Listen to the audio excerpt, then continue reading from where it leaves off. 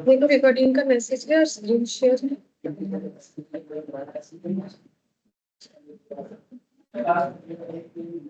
Yes ma'am. अच्छा yes ma'am. ठीक है।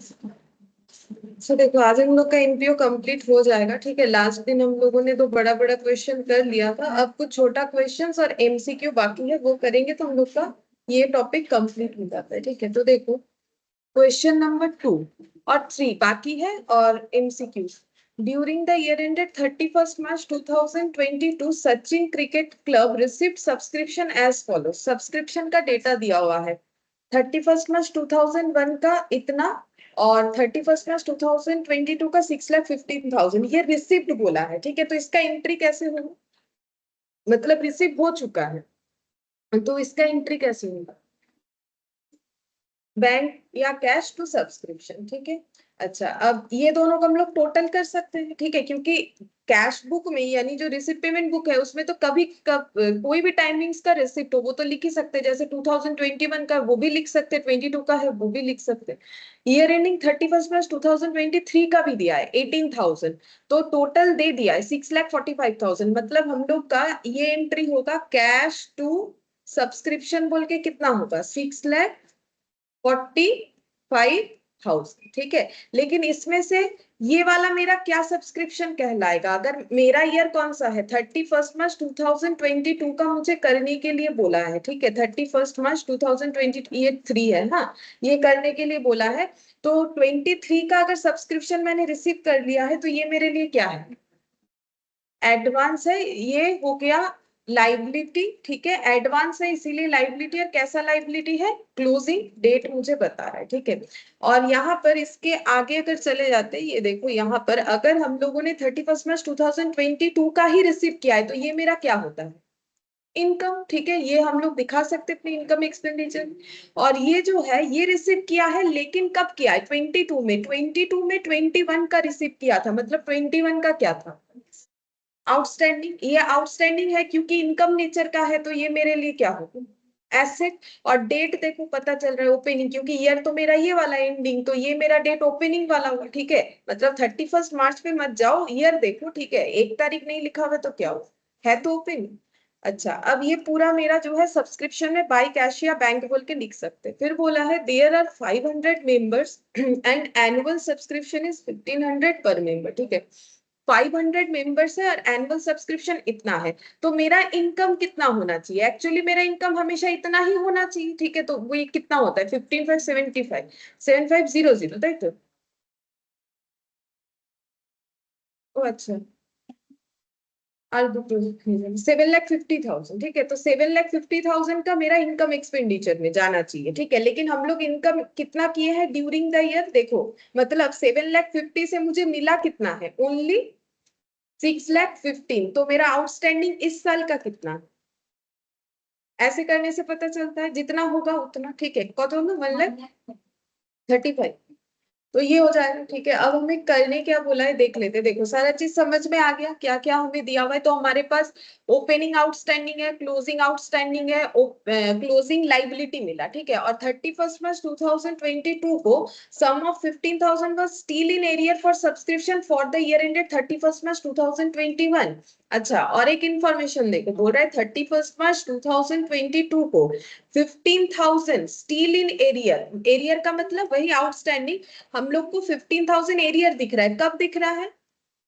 22 को, लेकिन ये कब का है 21 का, तो 21 का अभी भी बाकी है कितना 15,000, और 21 का एक बाकी था जो रिसीव हुआ कितना, तो टोटल 21 का कितना बाकी था 27, 12 और वो मिला के। ठीक है, तो अब हमें करना क्या है, देखो बोल रहा है क्या करना है, यहाँ पर देखो ये लैंग्वेज देखो क्या बोला है, बोला है ascertain the amount of subscription that will appear on the credit side of the income and expenditure account for the year ended 31st March 2022। इस चीज के लिए बनाना चाहिए सब्सक्रिप्शन अकाउंट। ठीक है, लेकिन उसके बाद एड ऑन किया है, so how the item should appear in balance sheet, balance sheet में ये आइटम कैसे दिखेगा, तो मुझे एक छोटा सा बैलेंस शीट बना के इसका डिटेल्स दिखा देना चाहिए 21 का और उसके साथ साथ 22 दोनों का ही हमें दिखाने के लिए बोला है। तो सबसे पहले क्या बनाएंगे हम लोग, एक सब्सक्रिप्शन अकाउंट बनाएंगे। बनाओ।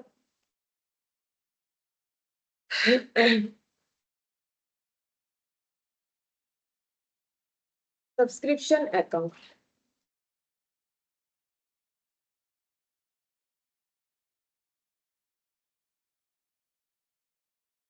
In the books of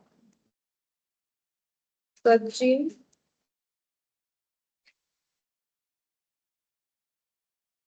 cricket club subscription account.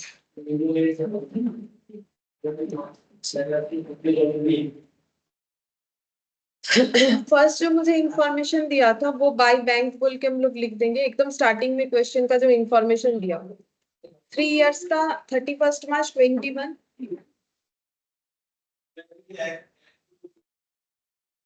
21 का कितना रिसीव था? 31 मार्च 2021 का 12,000।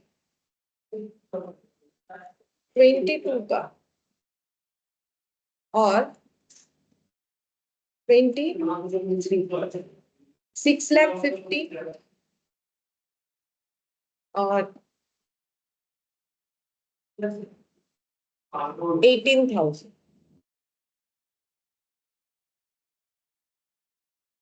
टोटल कर दिया है 6,45,000। अच्छा, अब देखो यहां से ही हम लोग काफी सारा चीज खुद ब खुद आइडेंटिफाई कर सकते हैं। ये मेरा क्या है? एडवांस है, तो ये मेरा 23 को लिया गया है। मेरा ईयर 22 वाला चल रहा है, तो ये मेरा क्लोजिंग लाइबिलिटी। ठीक है, टू बैलेंस शीट। ये लाइन लगाना जरूरी नहीं, वो तो मैंने समझाने के लिए लिख दिया। 18,000। ठीक है, और ये देखो यहाँ से भी एक चीज पता चलता है। ये देखो ये वाला अभी थोड़ी ना रिसीव होना चाहिए था, मतलब ये पहले से रिसीवेबल मोड में था तभी अभी जाके रिसीव हुआ है। तो टू बैलेंस बीडी, ये आउटस्टैंडिंग था, इनकम नेचर का है, तो ये एसेट बन जाएगा। कितना है? 12,000। इनर कॉलम में लिखो, ठीक है, क्योंकि और एक आउटस्टैंडिंग हमें बोला है ना। देखो यहाँ पर ये सब तो हम लोगों ने जो डेटा पहला था उसी से लिख लिया। अब इनकम एक्सपेंडिचर में कितना जाएगा? 500 इंटू 1500। ठीक है, to income and expenditure 500 into 1500, 7,50,000। ठीक है, 7,50,000। तो इससे मुझे पता चल रहा है कि मेरा क्लोजिंग में आउटस्टैंडिंग कितना है। कैसे लिखेंगे आउटस्टैंडिंग मेरा? कौन कौन से ईयर का रहेगा पता है आउटस्टैंडिंग? एक तो मेरा 22 का तो होगा ही, और कौन से ईयर का रहेगा? 21 का। ठीक है, आउटस्टैंडिंग 31 मार्च 2021 का।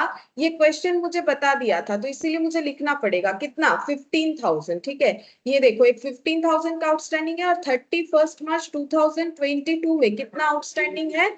देखो 7,50,000 रिसीव होना चाहिए। रिसीव हुआ कितना है? क्लियरली बता दिया है, 6,15,000 फॉर 22। तो डिफरेंस कितना आता है? 1,35,000। तो टोटल आउटर में लिख सकते हो कितना हो जाए? 1,50,000। अब ये 15,000 अगर मेरा अभी भी बाकी है तो ये मेरा यहाँ भी बाकी था। ठीक है, ऊपर भी इसको लिखना पड़ेगा, तो इसमें ऐड करके लिख दो यहाँ पर, और 15,000। तो कितना होता है? 27,000। हो गया, बस इसको क्लोज कर देना। बोलो, क्लोज करने से कुछ बैलेंस आएगा या टैली हो जाएगा? टैली हो जाएगा शायद। देखो क्योंकि सभी तो लिख लिया ना, टैली तो हो ही जाएगा। बैलेंस नहीं आएगा इस क्वेश्चन में, क्योंकि हम लोगों ने सारा चीज लिख लिया। तो देखो तो कितना आता है।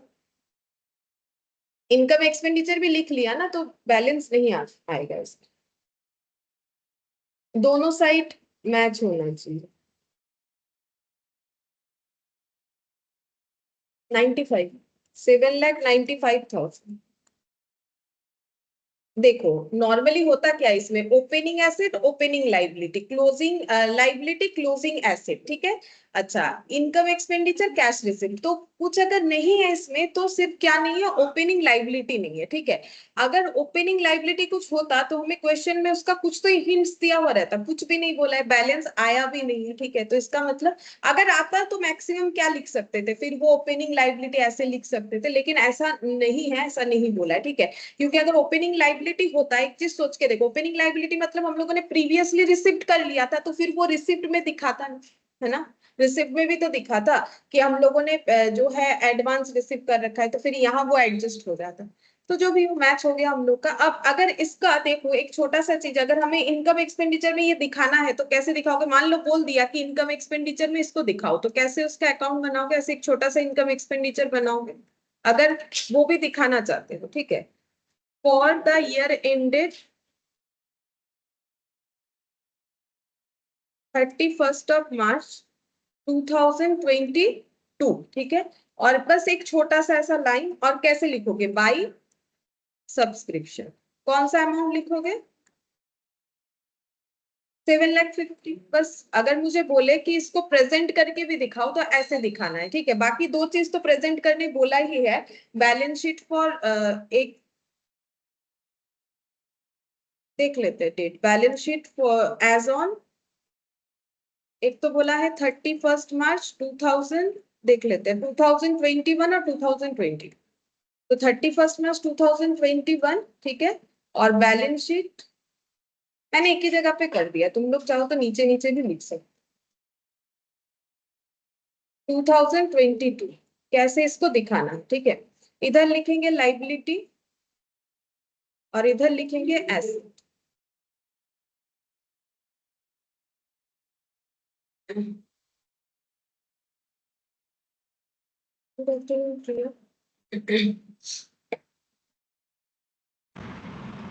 Good afternoon ma'am.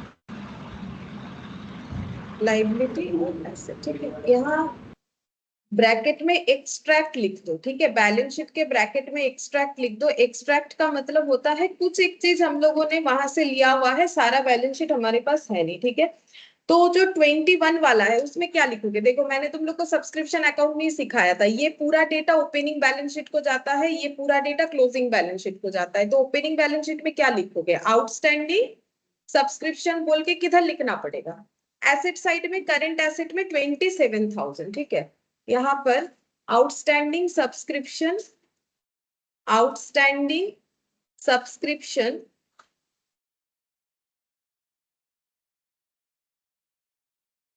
कितना हुआ?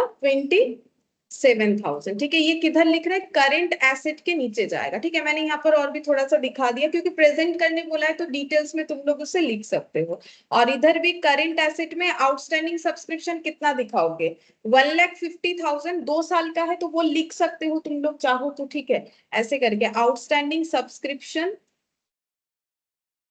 कौन कौन से ईयर का आएगा? एक हो जाएगा 2021 और 21-22, ठीक है। 2021 का कितना होगा? हाँ, 15। और ये वाला 1 लाख कितना था? 1,35,000। और टोटल करके आउटर में लिख दो 1,50,000।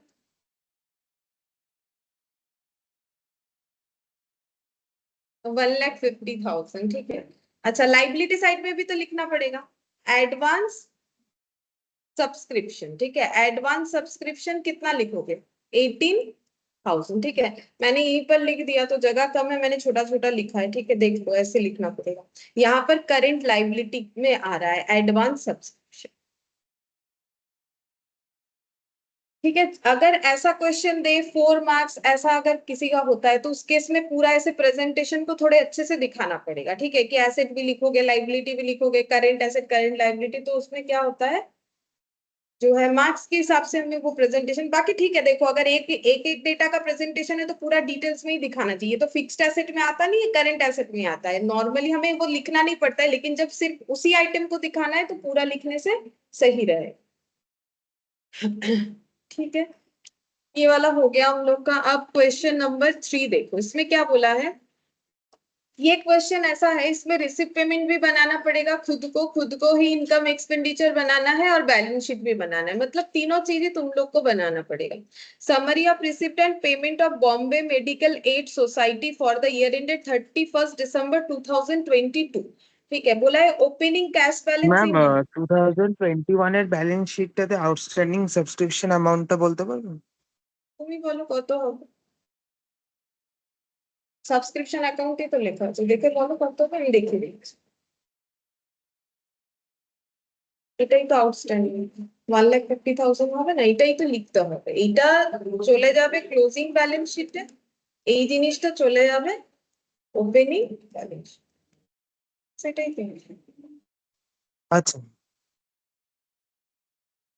अच्छा देखो, बोल रहा है opening cash balance in hand, ठीक है, ओपनिंग कैश बैलेंस कहां पर जाएगा,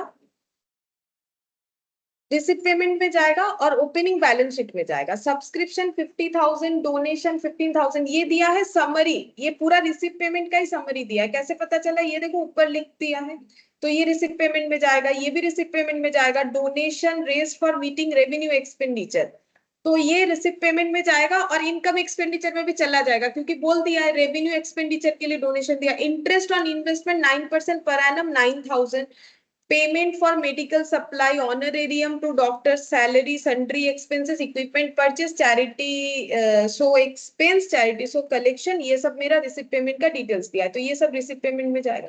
उसके बाद एडिशनल इंफॉर्मेशन में दिया है subscription due, subscription advance, stock of medicine, amount due for medicine supply, इसका मतलब ये क्या है, credit. Value of equipment, value of building. अच्छा, अब नेक्स्ट देखते हैं, you are required to prepare receipt and payment account and income expenditure account and balance sheet. मैंने बोला ना, ये ऐसा क्वेश्चन है, तीनों चीज हमें बनाना पड़ेगा, ठीक है, बस क्वेश्चन छोटा सा ही है। सबसे पहले क्या बनाना चाहिए, फिर हमें रिसिप्ट पेमेंट, ठीक है, उसके बाद ही तो इनकम एक्सपेंडिचर बनाएंगे, तो ही आसान होगा। In the books of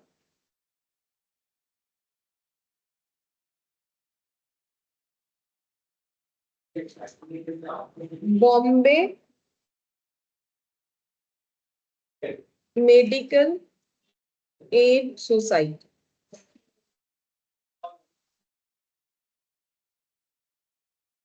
receipts and payment account for the year ended 31st, ये दिसंबर है, ठीक है, 31st दिसंबर 2020।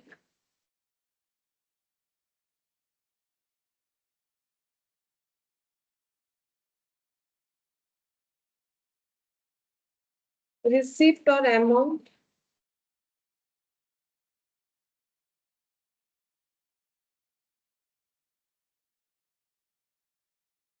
पेमेंट और अमाउंट, ठीक है।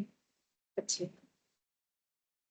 सबसे पहले ये ओपनिंग कैश बैलेंस को कैसे लिखेंगे, टू बैलेंस बीडी या टू ओपनिंग कैश, जो लिखना चाहते हो, तो हम लिख देते हैं टू बैलेंस बीडी, फिर ऐसे कोलन देके लिख देते कैश, जैसा लिखना चाहो लिख सकते हो, उसमें कोई प्रॉब्लम नहीं है। टू ओपनिंग बैलेंस बोल के भी लिख सकते हो 8,000। अच्छा, इसके बाद, अच्छा हमें तो सारा चीज बनाने बोला, क्यों ना हम लोग सारी चीजों को एक साथ ड्रॉ कर लेते हैं, तो हमें करने में आसानी होगा, ठीक है। चलो, यहाँ पर ये तो बना लिया, इसके लिए कितना जगह लगेगा, इसके लिए ज्यादा जगह नहीं लगेगा, ठीक है, इतने जगह पे हो जाएगा, इतने जगह पे ये हो जाएगा, जो भी डेटा है मेरे हिसाब से, ठीक है, तो तुम लोग का भी इतने जगह पे हो जाएगा। इसके बाद इनकम एक्सपेंडिचर लिख लो, income and expenditure account for the year ended 31st of December 2022।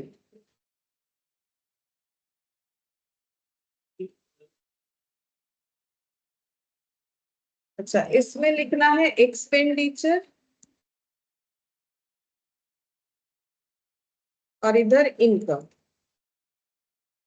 अच्छा, इसके लिए इतने से जगह पे नहीं होगा, ठीक है, मेरा जितना जगह है, मुझे पीछे और भी जगह रखना पड़ेगा, मतलब रिसिप्ट पेमेंट से इसमें ज्यादा जगह रख, इतना रखते हैं, हो जाए। और बैलेंस शीट,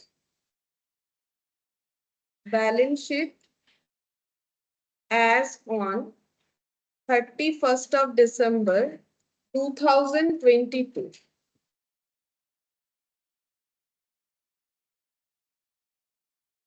लाइबिलिटी,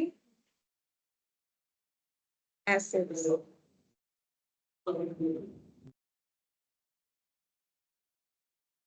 ये हम लोग का जो सोल्यूशन का बैलेंस शीट होगा, जो हमें पूछा है।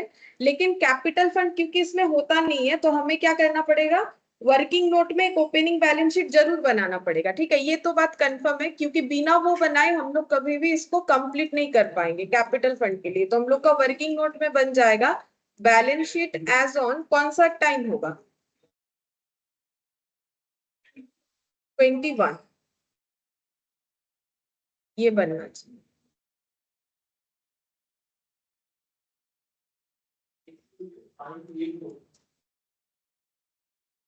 अच्छा ठीक है। अब क्या होगा, हर एक चीज को हम लोग हर जगह पे पुट करते चलेंगे तो जल्दी होगा। देख, तो इतना तक हम लोगों ने वर्किंग नोट तक पूरा बना लिया है, क्या क्या चाहिए, और आगे और भी वर्किंग नोट चाहिएगा तो लिखेंगे। इसमें हम लोग एक ही चीज फुलफिल किए, कैश इन हैंड। अब ये देखो यहाँ पर तो लिख दिया, और कहाँ जाना चाहिए, ओपनिंग बैलेंस शीट में, ठीक है, तो वहां पर भी लिख दो कैश कितना था, 8,000। अच्छा, फिर नेक्स्ट देखो बोल रहा है सब्सक्रिप्शन 50,000, तो ये मेरा नहीं बताए कौन से पीरियड का, ये टोटल रिसिप्ट बताए, तो रिसिप्ट पेमेंट में जाएगा। रिसिप्ट पेमेंट में क्या लिखना पड़ेगा, रिसिप्ट साइड में लिखना पड़ता है, क्या लिखोगे, टू सब्सक्रिप्शन, टू सब्सक्रिप्शन 50,000, ठीक है। अच्छा, अब मुझे अगर पता करना है कि सब्सक्रिप्शन एक्चुअली मेरा ड्यूरिंग द ईयर का कितना रिसीव हुआ है, तो मुझे क्या बनाना पड़ेगा, एक सब्सक्रिप्शन अकाउंट वर्किंग नोट में, ठीक है। वर्किंग नोट नंबर 2 बनाओ सब्सक्रिप्शन अकाउंट। अच्छा, अभी जो लिखा हम लोगों ने वो किधर जाना चाहिए, अभी एक क्वेश्चन किया था, बाई बैंक या कैश बोल के जाना चाहिए, कितना, 50,000, ठीक है। बाई बैंक या कैश बोल के 50,000 चला गया। सब्सक्रिप्शन अकाउंट ओपन करने से बेटर होता है, इसलिए मैंने सब्सक्रिप्शन अकाउंट जो है ओपन करवा लिया है वर्किंग नोट में, ठीक है। बाकी चीजों का जरूरत होगा तो करेंगे, अदरवाइज एडलेस करके भी कर सकते हैं। उसके बाद डोनेशन बोला है, पूरा ही रेवेन्यू एक्सपेंडिचर है, तो पहले डोनेशन को रिसिप्ट साइड में लिखोगे, टू डोनेशन बोल के, टू डोनेशन बोल के 15,000, ठीक है। अच्छा, अगर ये पूरा रेवेन्यू है तो ये पूरा मेरा कहाँ चला जाएगा, इनकम साइड में, बाय डोनेशन बोल के, बाय डोनेशन बोल के 15,000। इसका कोई भी एडजस्टमेंट नहीं था, हम लोगों ने पूरा क्वेश्चन पढ़ा है तो इसीलिए मैंने आउटर में ही लिख दिया, ठीक है। एडजस्टमेंट होता तो इनर कॉलम में लिखना पड़ता, मान लो कोई आउटस्टैंडिंग है, प्रीपेड है, ऐसा कुछ अगर होता। अच्छा, यहाँ पर देखो ना, बस क्वेश्चन तो इतना सही, यहाँ पर किस चीज का एडजस्टमेंट, सब्सक्रिप्शन, यहाँ मेडिसिन का स्टॉक, ये क्रेडिटर, ये इक्विपमेंट बिल्डिंग, और तो कुछ है नहीं, ठीक है। अच्छा, अब देखो इसके बाद यहाँ पर बोल रहा है इंटरेस्ट ऑन इन्वेस्टमेंट 9% बेसिस पे 9,000 रिसीव्ड हुआ है, ठीक है। अब ये पूरा हुआ है, कम हुआ है, ज्यादा हुआ है, वो तो कैलकुलेट करने पे पता चलता है, तो फिलहाल हम लोग लिख देंगे रिसिप्ट साइड में, क्या लिखेंगे, to interest on investment, to interest on investment 9,000। अच्छा, ये मेरा कहाँ जाना चाहिए, इनकम एक्सपेंडिचर में, इनकम साइड में जाना चाहिए, तो बाई इंटरेस्ट ऑन इन्वेस्टमेंट। अच्छा, इसका कोई एडजस्टमेंट है क्या, देख लेते हैं, अगर नहीं है तो आउटर में लिख देंगे, ठीक है। तो हम लोग को बोला है 9,000, बाकी इधर तो कुछ भी नहीं था, देखो कहीं पर भी कुछ नहीं डिटेल्स दिया हुआ है, ठीक है। तो 9% पर एनम बेसिस पे 9,000 हमें मिला है, ठीक है। और आउटस्टैंडिंग है नहीं है वो तो कुछ भी पता नहीं चल रहा, क्योंकि हमें तो बताया ही नहीं है कि इन्वेस्टमेंट कितने का है, लेकिन तुम लोग निकाल सकते हो, बोल सकते हो इन्वेस्टमेंट कितने का है। हाँ, 9,000 डिवाइडेड बाय 9% इंटू 100%, क्योंकि देखो 9% जो रिसीव हुआ है वो इक्विवेलेंट टू 9,000 है, तो 1% कितना होगा, 9,000 बाय 9%, और टोटल कितना होता है 100%। ये करने से जितना आएगा, कितना आएगा, 1 लाख, 1 लाख हो रहा है, ठीक है। तो 1 लाख का हम लोग का क्या है, इन्वेस्टमेंट है, जिसपे हमें कितना इंटरेस्ट मिला है, 9% बेसिस पे 9,000। अब इसमें कोई आउटस्टैंडिंग में नहीं है, प्रीपेड भी नहीं है, कैसे पता चला, देखो कहीं नहीं लिखा है कि मेरा इन्वेस्टमेंट कुछ और था। अगर मुझे इन्वेस्टमेंट का वैल्यू बता देता, मान लो मुझे इन्वेस्टमेंट का वैल्यू बता देता, सपोज कि 2 लाख, ठीक है, तो 2 लाख पे 9% कितना होता है,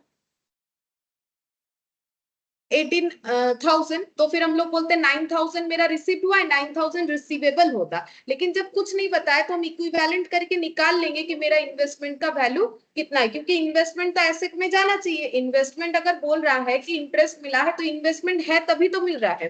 तो इन्वेस्टमेंट को कहाँ दिखाते हैं, एसेट में, तो फिर बैलेंस शीट में वो दिखाना चाहिए। तो पहले ये 9,000 लिख लिए हो रिसिप्ट साइड में, और एक बार कहाँ लिखोगे, इनकम एक्सपेंडिचर कोई आउटस्टैंडिंग नहीं है, डायरेक्टली बाहर लिखो 9000 बोल के, मतलब इधर इधर लिखना है डायरेक्टली बाहर, आउटर कॉलम में 9000।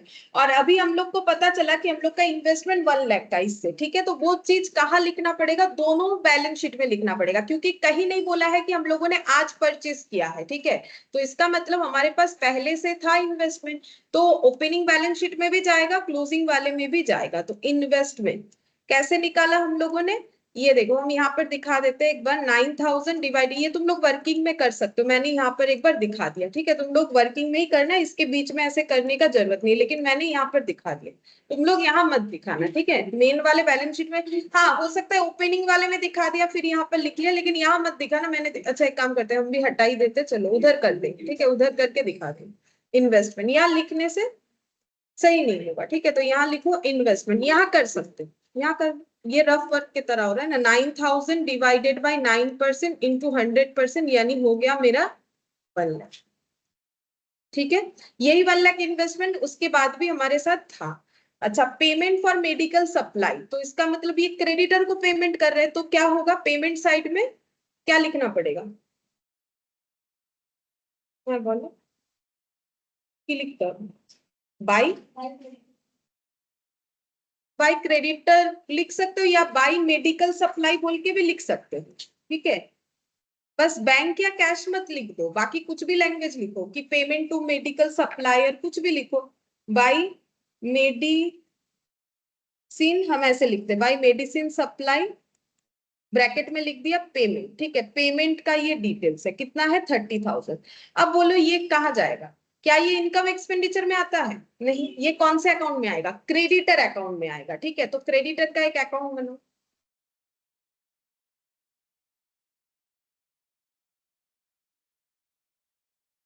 क्रेडिटर का मतलब ये नाम देखो, ये जो नाम पे है यही तो क्रेडिटर है, amount due for medicine supply, यही तो मेरा क्रेडिटर है, ठीक है। तो ओपनिंग क्रेडिटर कितना है 9000, क्लोजिंग क्रेडिटर कितना है 13,000, ठीक है। तो यहाँ पर हम लोग पेमेंट को पहले लिख लेते, वही तो हमें मिला ना, अभी क्या लिखेंगे, टू कैश या बैंक, जो लिखना है लिखो, कितना 30,000, ठीक है, फिलहाल इतना ही लिखते हैं, बाद में एडजस्टमेंट में आएगा तो इसका ओपनिंग क्लोजिंग भी लिख देंगे, 30,000 हो गया टू कैश, ठीक है।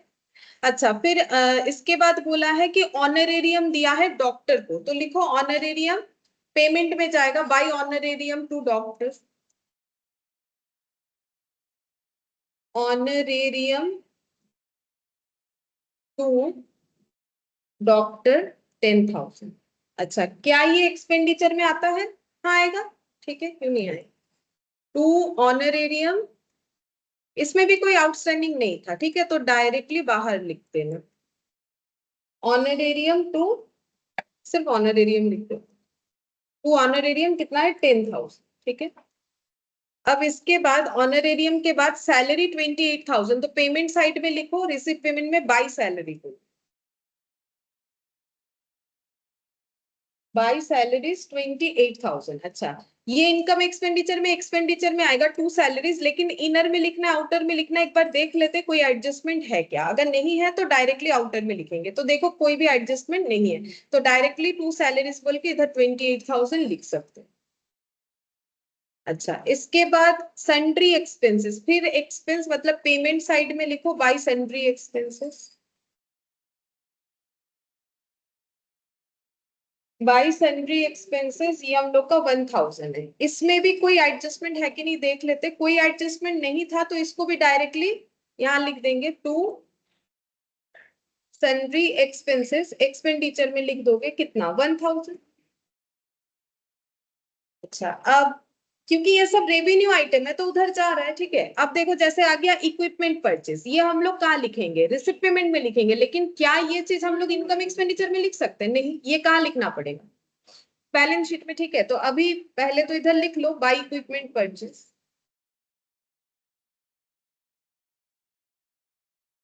बाई इक्विपमेंट परचेस ये है 15,000, ठीक है, और ये चीज हम लोग बैलेंस शीट में लिखेंगे। अच्छा, ये कौन से ईयर परचेस किया है, देखो ऊपर दिया हुआ था, ये कौन से ईयर का डेटा था हम लोग का 31 दिसंबर 2022, मतलब इस साल परचेस हुआ है, तो कौन से वाले बैलेंस शीट में जाएगा, ये वाला, ठीक है। तो इक्विपमेंट क्या होता है, फिक्स्ड एसेट, तो ऊपर की तरफ लिख देते हैं, ठीक है। तो सबसे पहले यहाँ पर हम लोग लिख देते हैं इक्विपमेंट, ठीक है, पहले से हमारे पास कितना था इसका तो हमें पता है क्या? हाँ पता तो है, ये देखो इक्विपमेंट का दिया हुआ है, ठीक है। तो यहाँ पर जगह रख देते हैं और ऐड कर देते हैं परचेज बोल के। कितना परचेज किया हम लोगों ने? 15,000,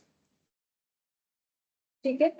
परचेज 15,000 हो गया। अच्छा, अब नेक्स्ट देखो यहाँ पर बोला है इक्विपमेंट परचेज के बाद चैरिटी सो एक्सपेंसेस 1500, ये पेमेंट में लिखो charity so expense bye charity so expense. Charity so expense कितना है? 1500, ठीक है।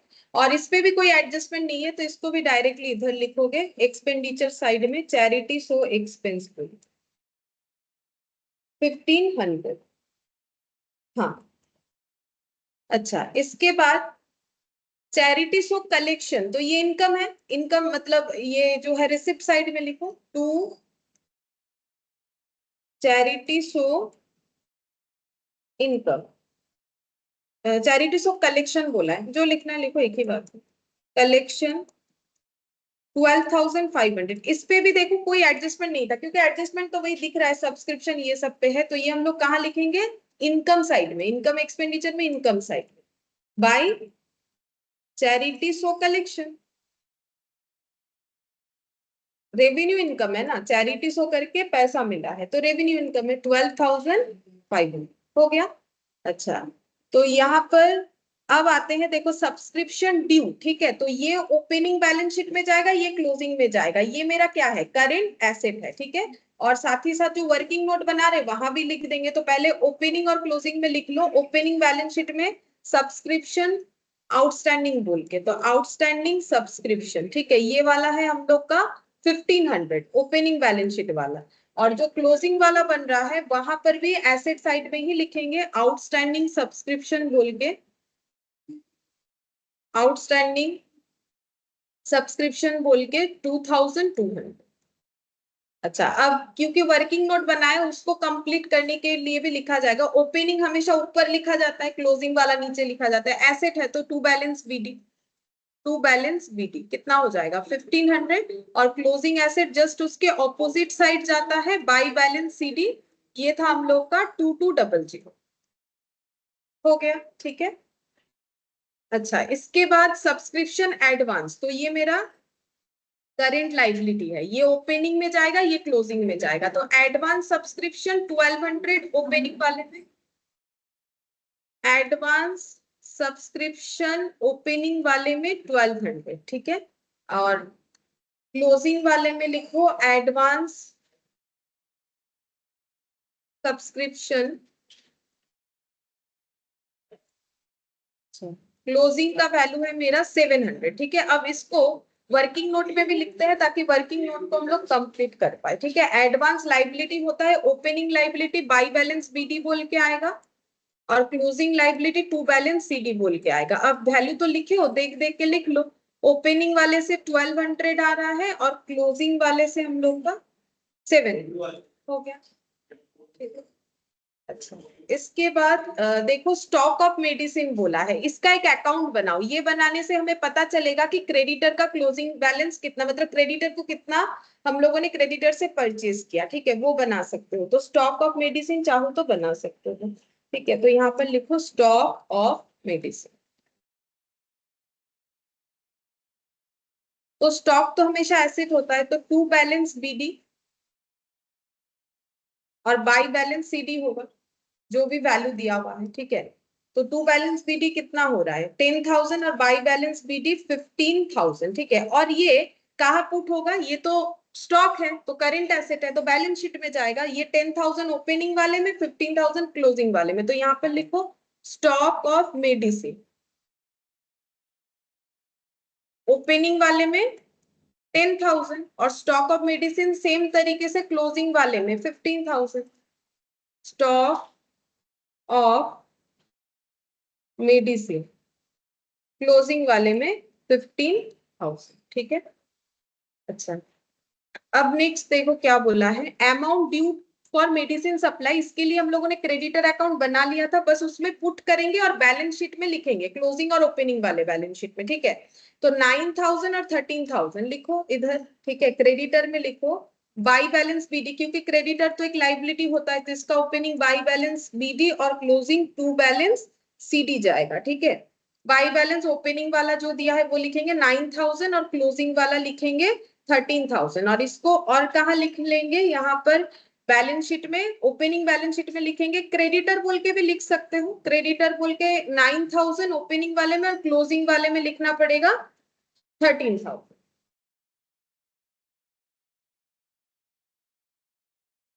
क्रेडिटर फॉर मेडिसिन सप्लाई ऐसे भी लिखा जा सकता है। ये कितना था हम लोग का क्लोजिंग वाला 15,000, ठीक है, ये बन गया। अच्छा उसके बाद, ओ नहीं 13,000 था ना, मैंने गलत बोल दिया क्या ये वाला। हाँ 13 दिख रहा है, मैंने इधर क्या लिखा है, हाँ 13 ही लिखा। अच्छा अब देखो बोल रहा है वैल्यू ऑफ इक्विपमेंट, इक्विपमेंट पहले कितना था 21,000, ये कहाँ लिखोगे ओपनिंग बैलेंस शीट में, और 30,000 कहाँ लिखोगे क्लोजिंग बैलेंस शीट में। तो यहाँ पर लिखो वैल्यू ऑफ इक्विपमेंट ओपनिंग वाले में, value of equipment, value of equipment opening वाला है 21,000, ठीक है। अच्छा अब क्लोजिंग वाला हम लोग लिखेंगे, लेकिन क्योंकि मैंने इस तरीके का स्ट्रक्चर बना दिया है, तो यहाँ पर कौन सा वाला वैल्यू लिखोगे, एकदम ऊपर में ओपनिंग वाला लिखना पड़ेगा, क्योंकि मैंने इस तरीके से स्ट्रक्चर बना दिया है 21,000, ठीक है। अच्छा अब परचेज हुआ है 15, तो मिला के कितना हुआ 36, लेकिन मेरा बैलेंस कितना बोल रहा है, कितना बचा है 30,000, ठीक है। कुछ सेल नहीं बोला है, कुछ नहीं बोला है, तो इसका मतलब हाँ डिप्रिशिएशन, ठीक है। अच्छा हम लोग का परचेस बोला था, हाँ, तो फिर डिप्रिशिएशन कितना आ रहा है 6,000, तो यहाँ पर टोटल करो 36,000 मेरा होना चाहिए, लेकिन मेरा क्वेश्चन मुझे बता रहा है कि 30,000 का इक्विपमेंट बचा हुआ है, तो लेस करना पड़ेगा, इसका मतलब डिप्रिशिएशन, जब सेल वेल कुछ नहीं बोला है तो इसका मतलब डिप्रिशिएशन लगा है 6,000। ये कैसे निकला, बैलेंसिंग फिगर करके निकला, ये कहीं पर दिया हुआ नहीं था। अगर मेरा क्लोजिंग बैलेंस 30,000 होगा और मेरा सेल नहीं हुआ है, तो इसका मतलब एसेट एक ही रीजन से कम हो सकता है जो कि डेप्रिशिएशन है, और ये डेप्रिशिएशन को हम लोग को कहाँ लिखना पड़ेगा, एक्सपेंडिचर साइड में लिखना पड़ेगा, टू डेप्रिशिएशन ऑन इक्विपमेंट बोल के, टू डेप्रिशिएशन ऑन इक्विपमेंट 6,000, ठीक है, ये वाला हो गया एक्सपेंडिचर साइड में, ठीक है। अच्छा अब नेक्स्ट देखते हैं, बिल्डिंग बोला है, बिल्डिंग 50,000 ओपनिंग में है, क्लोजिंग में 48 होगा, तो लिख लो यहाँ पर ओपनिंग में लिखो बिल्डिंग, ओपनिंग में बिल्डिंग है हम लोग का 50,000, ठीक है। अच्छा बिल्डिंग का भी कुछ सेल नहीं बोला है, लेकिन और परचेस भी नहीं बोला है, देखो परचेस तो हुआ नहीं है, अगर बिल्डिंग का वैल्यू कम हो गया है तो इसका मतलब कैसे कम हो सकता है, या तो डेप्रिशिएशन या तो सेल, ठीक है, कोई भी है।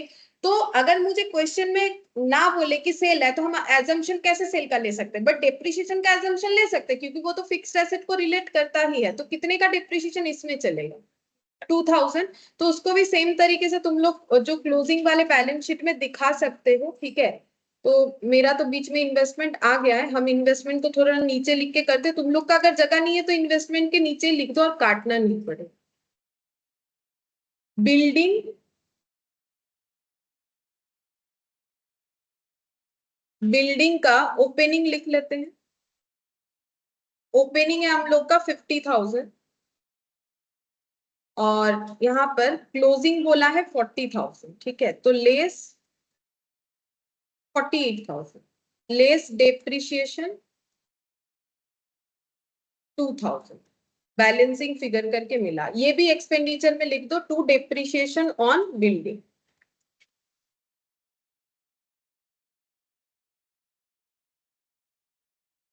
2,000, ठीक है 2,000।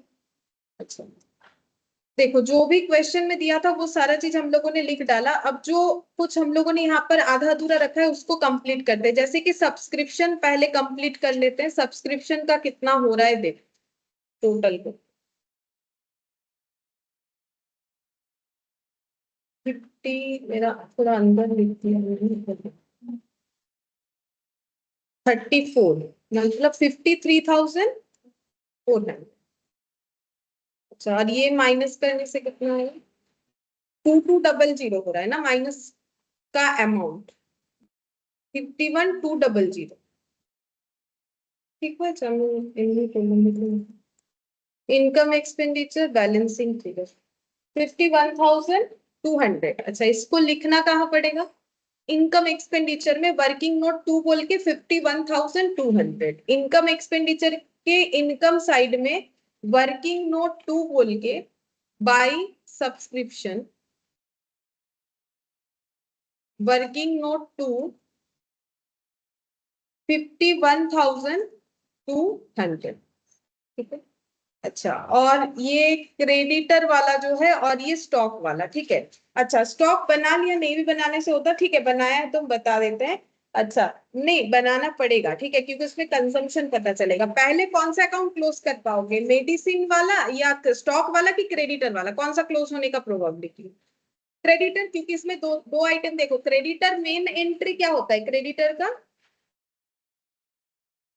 परचेज टू क्रेडिटर, वही तो मिसिंग है, तो इधर बैलेंस इधर ही आना चाहिए, ठीक है, इधर आएगा ही आएगा कंफर्म। अगर नहीं आया तो हम लोगों ने कुछ गलत लिखा है, क्योंकि परचेज बिना क्रेडिटर कैसे बनेगा, ठीक है। तो यहाँ पर हो गया 43,000, यहाँ पर भी 43,000 माइनस 9,000 कितना आता है? 34,000, ठीक है। ये आ गया परचेज 34,000। अब ये 34,000 को कहाँ लिखोगे? स्टॉक में। परचेस क्या किए होंगे? स्टॉक, क्योंकि वो भी मेडिसिन सप्लायर ही था जिसको मैंने क्रेडिटर लिखा, और ये स्टॉक ऑफ मेडिसिन है। तो परचेस करने से स्टॉक बढ़ेगा तो किधर लिखना पड़ेगा? डेबिट साइड में टू क्या लिखोगे? क्रेडिटर, ठीक है, टू क्रेडिटर बोल के लिखना पड़ेगा। परचेस ऐसे हाइपन दे के लिख सकते हो 34,000। तो पहले से 10,000 का स्टॉक था और 34,000 का स्टॉक आ गया, टोटल स्टॉक 44, लेकिन क्लोजिंग में बोल रहा है 15,000 का ही स्टॉक बचा, तो बाकी कहाँ गया? इसको क्या बोलूं? कंज्यूम, ठीक है, कंज्यूम हो गया। तो यहाँ पर लिखेंगे बाई कंजम्पशन बोल के, मतलब एक्चुअली बाई ये इनकम एक्सपेंडिचर बोल के जाएगा, और हाइफन देके हम लोग लिखेंगे कंजम्पशन। ये हमें दिखाना पड़ेगा कि इनकम एक्सपेंडिचर में दिखाएंगे कि कितना ड्यूरिंग द ईयर स्टॉक का हम लोगों ने यूज किया, माइनस करने से कितना आ रहे थे?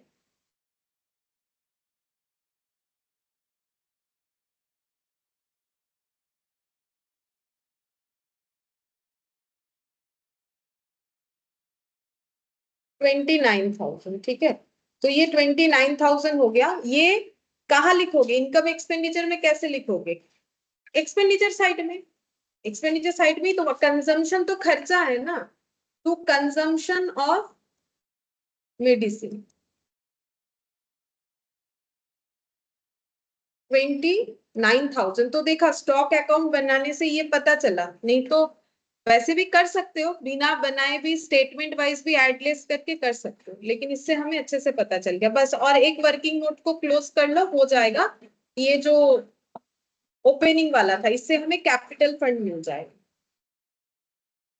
Capital fund.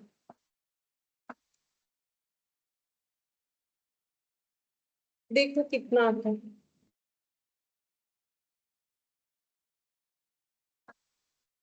8,000, 21,000, 1,50,000,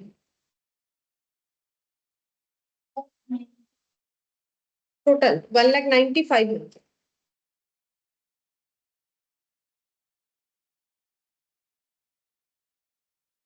और ये बैलेंस करने से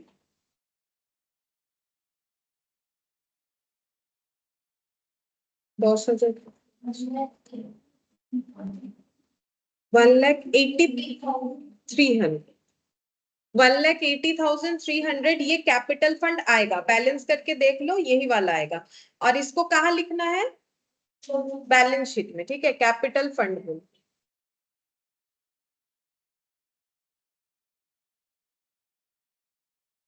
1,80,300, ठीक है।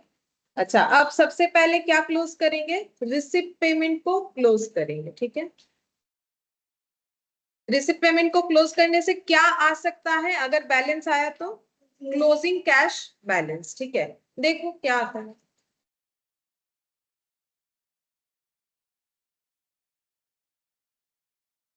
कितना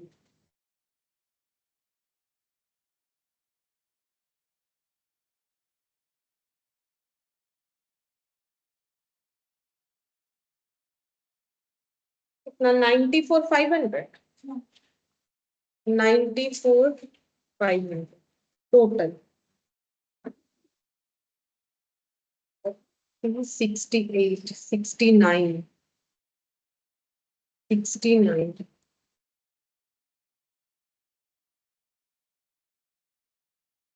9,000 by balance CD cash in hand. ये कैश इन हैंड ही लिखेंगे क्योंकि हमारा बैंक तो कुछ बोला नहीं था, स्टार्टिंग में भी कैश इन हैंड था, स्टार्टिंग में भी बैंक बैलेंस कुछ नहीं बोला है, तो ये कैश ही है 94,500। अच्छा, ये कहाँ लिखना पड़ेगा? Closing cash in hand, closing balance sheet में, मतलब जो सोल्यूशन वाला बैलेंस शीट है। Cash in hand, cash in hand 9,000। अच्छा, आप क्या क्लोज करोगे? इनकम एक्सपेंडिचर को क्लोज करोगे और देखोगे सरप्लस डेफिसिट क्या आ रहा है।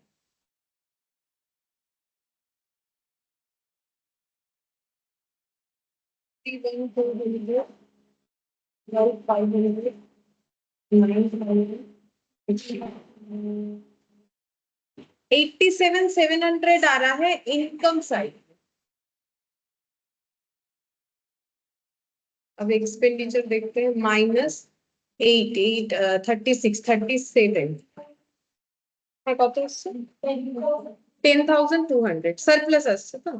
अच्छा, सरप्लस आ रहा है, चेक करके देख लो। 10,200 सही है, यही वाला आना चाहिए 10,200 सरप्लस आ रहा है। अब इस सरप्लस को कैपिटल फंड में ऐड कर लेना है।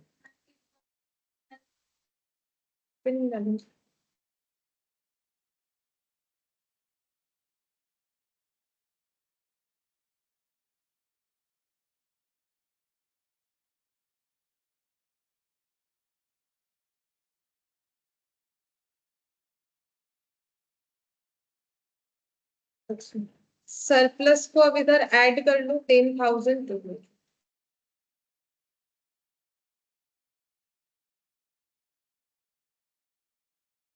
1,90,500 और ये 13,000 और 700, मतलब 13,700 प्लस 1,00,000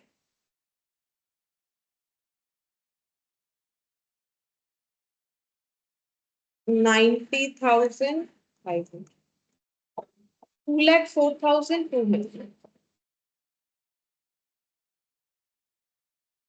फिर भी इतना ही आना चाहिए, देख लेते।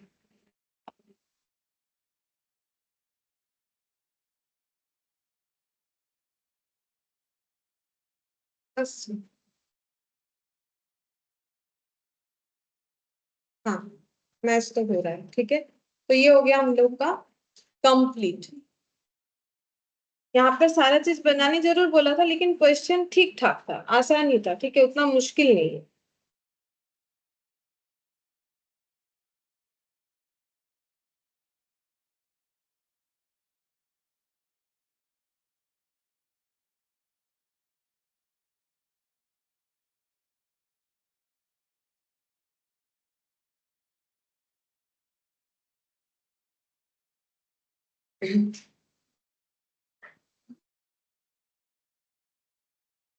ठीक है, देखो सबने लिख लिया है ना, कंप्लीट हो गया।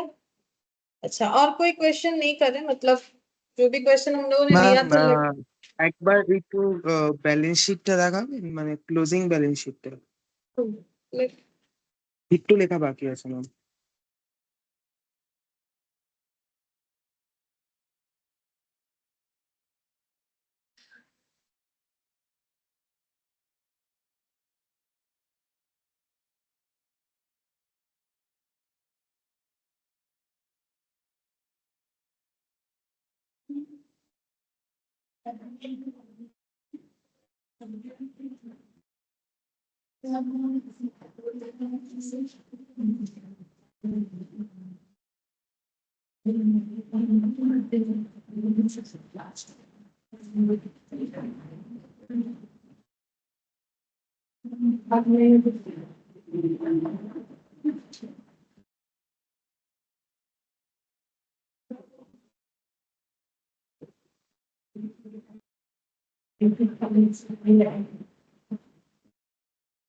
मैम ओपनिंग बैलेंस शीट एक बार शो करो।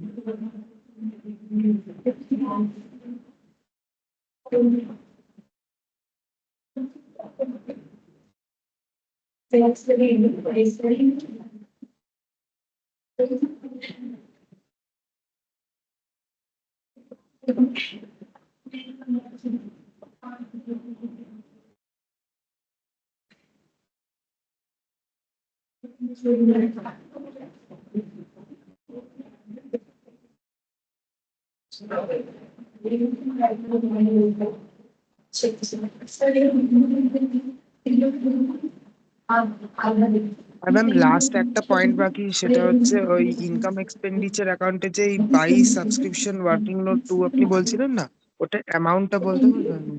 ওই তো সাবস্ক্রিপশন অ্যাকাউন্ট থেকেই তো লিখ, ও আচ্ছা আচ্ছা এখান থেকে লিখতে পারো না, এখান থেকে লিখ। আচ্ছা ম্যাম, ওই 51,200 যেটা মানে ব্যালেন্সিং ফিগার যেটা আছে।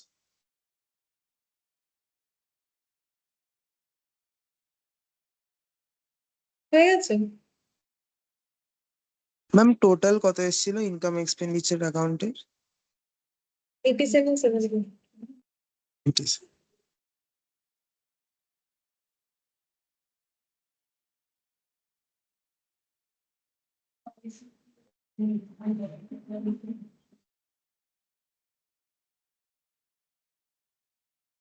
ठीक है। अच्छा देखो, अब नेक्स्ट हम लोग जो एमसीक्यूज और ट्रू फॉल्स है वो कंप्लीट कर लेते हैं। देखो सबसे पहले यहाँ पर बोला है the receipt and payment account for a non-profit organization follows the accrual concept of accounting। बोलो ट्रू है कि false? False. Accrual basis of accounting किस में मेंटेन होता है? इनकम एक्सपेंडिचर, ठीक है, क्योंकि पीएल में भी होता था, यहाँ भी होता है। रिसिप्ट पेमेंट में कभी भी एक्रूअल बेसिस कंसेप्ट नहीं होता है। यहाँ कभी देखते हो आउटस्टैंडिंग प्रीपेड लिखा हुआ है, इससे कोई लिंक नहीं है। पैसा मिले तो लिख दो, पैसा जाए तो लिख दो, चाहे किसी भी पीरियड का हो, तो फॉल्स हुआ, ठीक है। फिर बोल रहा है both the revenue and capital nature transactions are recorded in the income expenditure account. बोलो फॉल्स। थोड़ी ना होता है, कैपिटल और रेवेन्यू दोनों चीज का एंट्री कहाँ होता है? रिसिप्ट पेमेंट में, ठीक है। ये तो एकदम स्टार्टिंग में ही हम लोगों ने यही चीज सीख के स्टार्ट किया था, ठीक है। फिर sale of grass by a sports club is to be treated as sale of an asset. अगर कोई स्पोर्ट्स क्लब ने अपने ग्राउंड में जो घास है वो बेच दिया, ठीक है, तो वो क्या उनका सेल ऑफ एसेट होगा? क्या लगता है तुम लोग? एसेट का क्राइटेरिया सोच के बताओ। जो भी होगा मुझे रीजन बताना पड़ेगा। अगर तुम लोग को लगता है ट्रू तो क्यों, और फॉल्स तो क्यों?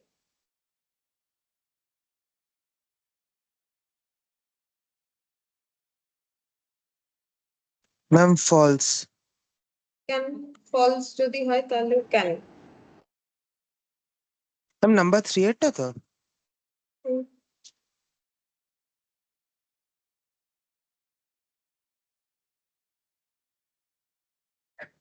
मैंने बोला ना, जो भी आंसर दो रीजन बताओ क्यों फॉल्स।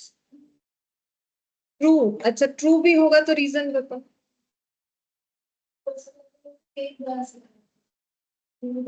ম্যাম যেরকম একটা স্পোর্টস ক্লাবের অ্যাসেট বলতে ওদের স্পোর্টস ইকুইপমেন্ট হতে পারে, अच्छा ওদের। बोलो तो पहले बोलो तो एसेट क्या होता है? हाँ फ्यूचर। अच्छा बोलो तो जो एसेट होता है क्या वो हम लोग बार बार बेच सकते हैं? एक ही बार बेचेंगे तो घास क्या एक बार बेच देने से और उगेगा नहीं? होगा ना, ठीक है। तो क्या ये दोबारा भी तो ये सेल हो सकता है ये वाला आइटम? तो अगर दोबारा हो सकता है तो ये तो एसेट कैटेगरी में आता ही नहीं है। हम लोग का क्या हो जाएगा? रेवेन्यू रिसिप्ट, ठीक है। तो इसीलिए मैंने बोला नेचर को सोचो कि एसेट, एसेट मतलब क्या? जिसको हम लोग, जैसे इसको हम एक ही बार बेच सकते हैं, ठीक है, इसको हम थोड़ी ना 5 बार बेच पाएंगे, ठीक है, ये तो मेरे लिए पॉसिबल। लेकिन मेरा सर्विस हम हर बार बेच सकते हैं जितना दिन हम सर्विस प्रोवाइड करें, क्योंकि मेरा तो सर्विस वाला है, मेरा तो प्रोडक्ट बिजनेस है नहीं, ठीक है। तो ये वाला क्या हो गया? ये एसेट के वजह से ये मेरा फॉल्स हो रहा है, क्योंकि ऐसा थोड़ी कि घास एक बार बेच दिए दोबारा हमारे पास नहीं उगेगा, घास तो उगते जाएगा, क्योंकि देखो वो तो बोला है ना कि उनके स्पोर्ट्स क्लब में हो रहा है, ठीक है, तो फिर वो जमीन में घास उगते जाएगा, बड़ा हो गया बेच दिया काट के, फिर बेच सकते हैं, तो इसीलिए फॉल्स होगा। Subscription outstanding for the current year, देखो सब्सक्रिप्शन करेंट ईयर का आउटस्टैंडिंग है, are disclosed under the fixed asset side of the balance sheet, क्या होगा? फॉल्स होगा। क्यों फॉल्स होगा बोलो?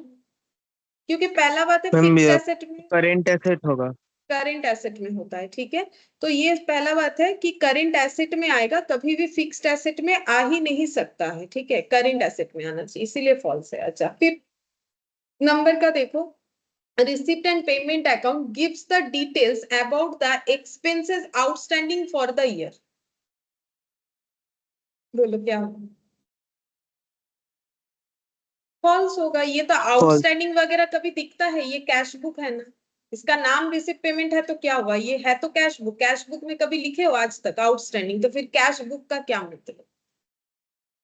अच्छा, अब बोल रहा है adjustment in the form of additional information, मान लो हमें क्वेश्चन में कोई भी एडिशनल इंफॉर्मेशन दिया हुआ है, shall be adjusted in the final accounts of non profit organisation only in one place, false, क्योंकि एडजस्टमेंट का मतलब ही होता है डबल एंट्री सिस्टम, जो किया नहीं है, तो एक जगह पे हो कैसे होगा? क्योंकि कुछ डेबिट कुछ क्रेडिट होगा, तो एक जगह पे तो हो नहीं सकता है, ठीक है। अच्छा, फिर 7th नंबर बोल रहा है कि tournament expenses incurred are more than the tournament fund, ठीक है, फंड में जो पैसा था उससे एक्सपेंस ज्यादा हुआ, ऐसा क्वेश्चन हम लोगों ने किया था। Then the excess to be shown as an asset in the closing balance sheet, बोल रहा है कि जितना एक्सेस हो रहा है एक्सपेंस, वो हम लोग बैलेंस शीट में एसेट साइड में दिखा दें।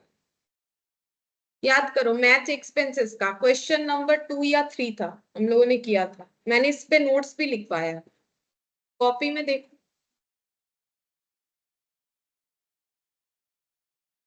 फॉल्स तो सही हुआ आंसर, बट जाएगा का देखो अपना वो सरप्लस तो হচ্ছে না, सरप्लस तो नहीं, एक्सपेंसेस तो বেশি বলছে না, ফান্ডে যে টাকা আছে তার থেকে এক্সপেন্স, দেখো কোশ্চেন নাম্বার 3 বা 4 ছিল আমার, মানে প্রথম ক্লাস যদি করেছো, पहला क्लास जिन्होंने किया है उनको मिल जाएगा क्वेश्चन नंबर 3 या 2, ऐसा कुछ हो सकता है, ठीक है, छोटा सा क्वेश्चन था, 2 3 या 5 6 भी हो सकता है, मुझे याद तो नहीं आ रहा है, लेकिन मेरा नोट्स लिखवाया उसके बाद वो क्वेश्चन स्टार्ट हुआ, क्योंकि वो इनकम एक्सपेंडिचर में जाएगा। एक सिंपल सा मैंने एग्जांपल दिया था, देखो उसमें 1,05,000 आया था और एक्सपेंस था 1,10,000, मुझे अमाउंट तो याद आ रहा है, मैच फंड का बात था कि मैच फंड में इतना पैसा था, फिर मैच फंड से रिसिप्ट भी इतना हुआ, कलेक्शन फ्रॉम टिकट्स या ऐसा कुछ था, और उसके बाद एक्सपेंस 1,05,000 का हुआ, 10,000 का हुआ, 1,05,000 था, तो मैंने उसका नोट्स भी लिखवाया था एक लाइन पे, ठीक है, अगर ऐसा होता है तो हमें क्या करना चाहिए, तो ऑब्वियसली ये फॉल्स होगा, ठीक है। अच्छा, 8th number, for non-profit organization, excess of income over expenditure in the income and expenditure account is treated as profit, क्या फॉल्स। होता है? इसको बोलते हैं सर, सरप्लस। प्रॉफिट बोलना प्रोहिबिटेड है, प्रॉफिट नहीं बोल सकते हैं, एनपीओ वाले प्रॉफिट नहीं कमाते हैं, अगर प्रॉफिट बोल देंगे तो फिर गलत हो जाता है, ठीक है, वो फिर पर्टिकुलर सेक्शन को फॉलो नहीं कर रहे लॉ का। अच्छा, surplus of non profit organization is distributed among the members, false, ठीक है, क्योंकि कभी भी वो मेंबर नहीं, मेंबर तो क्या कर रहा है, सर्विस देने के लिए गया है अपने मन से, ठीक है, तो वो थोड़ी ना वो पैसा घर पे ला सकता है, जिस पर्पस के लिए वो काम कर रहे हैं उसी पर्पस पे ही वो पैसा लगाना है, कुछ भी वहां से घर नहीं ला सकते हो कि मेरा प्रॉफिट है मैंने मेहनत किया, तो वो हम लोग कमाने के लिए नहीं बैठे, सर्विस देने के लिए बैठे, ठीक है। अच्छा, ये फॉल्स हो गया 9th नंबर, ठीक है। फिर 10th नंबर में देखो क्या बोला है, tournament fund, building fund, library fund is based on the fund based accounting, तो मैंने तुम लोग को सिखाया था ना स्पेसिफिक फंड, ये फंड वो फंड, देखो वहां भी लिखा होगा फंड बेस्ड अकाउंटिंग बोल के, शायद मैंने लिखा होगा, अगर नहीं लिखा है तो वही फंड बेस्ड अकाउंटिंग होता है। फंड बेस्ड अकाउंटिंग मतलब फंड का क्लासिफिकेशन कैसे करोगे, कौन सा फंड किस में जाता है, उसी को फंड बेस्ड अकाउंटिंग बोलते हैं। देखो मैंने ऐसे एरो लिखवाए, स्पेसिफिक फंड होगा तो कहाँ जाएगा, ऐसे करके लिखवाए, 2 एरो के साथ मैंने लिखवा रखा है। अगर नॉर्मल फंड हुआ तो कहाँ जाता है, स्पेसिफिक फंड हुआ तो क्या ट्रीटमेंट करना है, उसी पर्पस पे यूज करना है, ऐसे करके लिखवाया हुआ है, ठीक है। तो इसी चीज को, ये जो क्लासिफिकेशन हम लोग सीखते हैं, इसी को हम लोग क्या बोलते हैं, फंड बेस्ड अकाउंटिंग सिस्टम। अच्छा देखो, बोल रहे subscription fees refer to one time fees paid by the members to get admission for the benefits of the club. बोलो ये क्या होगा? फॉल्स। देखो बोल रहा है सब्सक्रिप्शन फीस जो है वो वन टाइम नहीं होता है। मेंबर लोग सब्सक्रिप्शन एक बार थोड़ी ना देते हैं। मेंबरशिप फीस कभी कभार एक बार हो सकता है, जैसे लाइफ टाइम मेंबरशिप फीस मतलब एक ही बार देना है, बार बार नहीं देना है। और किसी किसी जगह पे मेंबरशिप फीस रिन्यू करना पड़ सकता है, ठीक है, साल में या 5 साल में, डिपेंड करता है। लेकिन सब्सक्रिप्शन हमेशा रेवेन्यू नेचर का ही होता है। ये कभी ऐसा नहीं होता है कि एक ही बार दे दिया तो फिर कैपिटल नेचर का होगा। अब तक हम लोगों ने जितना भी क्वेश्चन किया, कहीं पर भी हम लोगों ने सब्सक्रिप्शन को कैपिटल देखा नहीं, क्योंकि ये चीज कैपिटल नेचर का होता है नहीं, ठीक है। अच्छा, अब नेक्स्ट देखो, token payment made to a person who voluntarily undertake a service which would normally be paid in case of profitable organization in termed as on is termed as honorarium. बोल रहा है टोकन पेमेंट में, token मतलब एक amount, ठीक है, एक पैसा, टोकन मनी मतलब एक पैसा दिया जा रहा है किसी एक पर्सन को जो अपने मन से कोई सर्विस देने के लिए किसी ऑर्गेनाइजेशन से जुड़ा था। मतलब इसलिए नहीं कि हम ये काम करेंगे तो मुझे सैलरी मिलेगा कि वेजेस, मेरा मन हुआ कि मुझे ये काम करने का मन है, करना चाहिए, तो कोई जुड़ना चाहे तो जुड़ सकता है वॉलंटियरली, मतलब जो है अपने मन से, ठीक है, मैंने जेटाকে বাংলাতে বলে স্বেচ্ছায়। तो यहाँ पर बोल रहा है ये क्या है, इनको क्या किया गया, normally be paid in case of profitable organization. Profitable organization is termed as honorarium. तो अगर इनको हम लोग कोई पेमेंट करते हैं तो उसको बोला जाता है ऑनरेरियम। हाँ ठीक है, जैसे मान लो कोई अपने मन से किसी काम में लग गया, ठीक है, कोई वॉलेंटरी काम में लग गया, तो फिर अगर उसे किसी को लगता है कि भाई इतना काम करे अच्छा, तो इनको कुछ एक मतलब सम्मान के लिए देना चाहिए, ठीक है, तो उसी को क्या बोलते हैं, ऑनरेरियम। तो सही तो बोला है, ट्रू होगा। फिर बोला है an insurance company is an example of non profit organization. बोलो इंश्योरेंस कंपनी कभी नॉन प्रॉफिट ऑर्गेनाइजेशन होता है?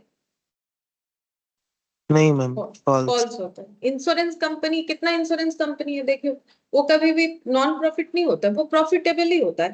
इंश्योरेंस कंपनी का अपना अलग बैलेंस शीट बनाने का तरीका होता है, ठीक है। जो लोग का सीएमए होता है, सीएमए इंटर में ये इंश्योरेंस कंपनी पढ़ना पड़ता है, ठीक है, वहां पर उसका रूल्स वगैरह ग्रुप 2 में होता है, रूल्स वगैरह बताया जाता है। तो प्रॉफिटेबल ही होता है, प्रॉफिट कमाने के लिए बैठे। इंश्योरेंस कंपनी नॉन प्रॉफिट नहीं होता है, ठीक है। Part amount of entrance fees which is to be capitalized, मतलब एंट्रेंस फीस का कुछ एक पार्ट जो कैपिटलाइज्ड किया गया है, shall be disclosed in the income and expenditure account.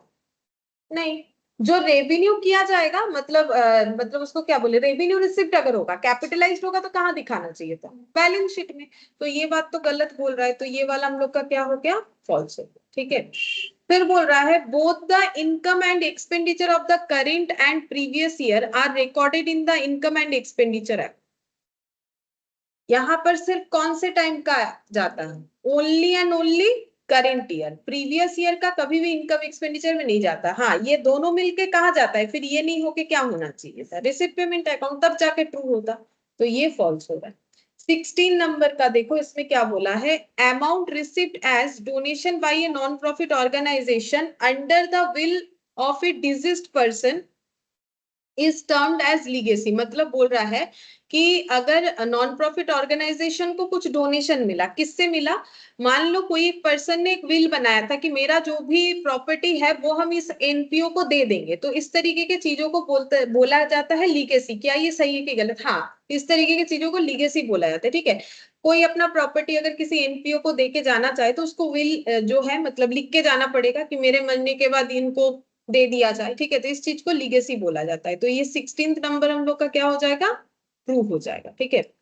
17, where a non-profit organization has a separate trading activity, the profit or loss from the trading account shall be transferred to income expenditure account at the time of consolidation। ठीक है, इसका मतलब क्या है देखो, अगर non profit organisation separately कोई trading activity करता है, जैसे लास्ट दिन हम लोगों ने जो भी 2 क्वेश्चन किया था वहां पर एक ट्रेडिंग एक्टिविटी हम लोगों ने देखा था, ठीक है, तो बोल रहे हैं उससे जो भी प्रॉफिट या लॉस आएगा, ठीक है, उस ट्रेडिंग अकाउंट से वो ट्रांसफर होना चाहिए इनकम एक्सपेंडिचर अकाउंट में, जब हम लोग उसको कॉन्सोलिडेट करेंगे, मतलब दोनों चीज को मिला रहे हैं, ठीक है, ट्रेडिंग का डेटा और उसको, तो बोल रहे हैं वो इनकम एक्सपेंडिचर में आना चाहिए। क्या हम लोग लिखते हैं इनकम एक्सपेंडिचर में? लिखे तो थे लास्ट दिन, by profit on sale of this one ऐसे करके लिखे थे, तो ये बात सही बोल रहा है, ये क्या हो जाएगा आंसर, ट्रू हो जाएगा, ठीक है। अच्छा फिर देखो, not for profit concern concentrate their efforts to maximize the profit earning avenues, बोल रहा है कि जो नॉट फॉर प्रॉफिट कंसर्न है, मतलब ही एनपीओ का बात हो रहा है, ठीक है। कंसेंट्रेट करते हैं और एफर्ट देते हैं अपने प्रॉफिट को मैक्सिमाइज करने के लिए, बोलो उन प्रॉफिट कमाना उनका मोटो अगर False. होगा तो फिर वो एनपीओ नहीं चला सकेंगे, ठीक है। फॉल्स होगा। All the receipts are of revenue nature in case of non profit organization, all the receipt are of revenue nature, नहीं ऐसा तो जरूरी नहीं है, ठीक है। रेवेन्यू नेचर का ही रिसिप्ट करेंगे ऐसा तो जरूरी नहीं है, हाँ रेवेन्यू नेचर का चीज कहाँ लिखा जाएगा, इनकम एक्सपेंडिचर में, और रेवेन्यू हो या कैपिटल वो कहाँ लिखा जाएगा, रिसिप्ट पेमेंट में। लेकिन रिसिप्ट तो कुछ भी कर सकता है, ऐसा थोड़ी है कि वो फिक्स्ड एसेट नहीं खरीद सकते, ऐसा तो कहीं नहीं बोला है, ठीक है। तो ये भी हम लोग का क्या हो जाएगा, फॉल्स हो जाएगा।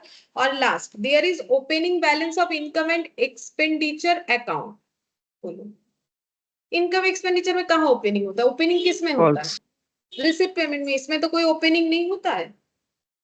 अच्छा अब एमसीक्यू देखो क्या बोला है, scholarship granted to students out of specific fund provided by the government will be debited to, बोल रहा है स्कॉलरशिप अगर मिला है किसी स्टूडेंट को, granted to student out of specific fund, अच्छा स्पेसिफिक फंड से स्कॉलरशिप दिया गया है किसी स्टूडेंट को, और ये फंड किसने दिया था, गवर्नमेंट से आया था, विल बी डेबिटेड टू, ये जब स्कॉलरशिप दे रहे ये अमाउंट कहाँ डेबिट होना चाहिए, इनकम एक्सपेंडिचर अकाउंट में, रिसिप्ट पेमेंट अकाउंट में, funds granted for scholarship account में, क्या लगता है, C.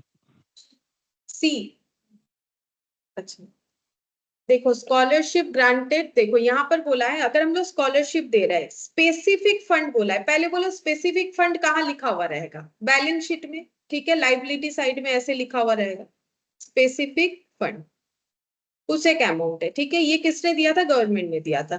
अब स्कॉलरशिप दिया जाएगा तो स्कॉलरशिप का खर्चा यहीं से दिखाएंगे, अभी जो मैंने तुम लोग को क्वेश्चन एक बार देखने के लिए बोला ना, देखो मैथ्स एक्सपेंसेस वाला वही वाला तो है, तो अगर मेरे पास स्पेसिफिक फंड है स्कॉलरशिप के लिए, तो जब भी स्कॉलरशिप का पेमेंट करेंगे, ठीक है, किसी को भी स्कॉलरशिप ग्रांट करेंगे तो हम लोग का यहीं से वो अमाउंट डिडक्ट होना चाहिए, ठीक है।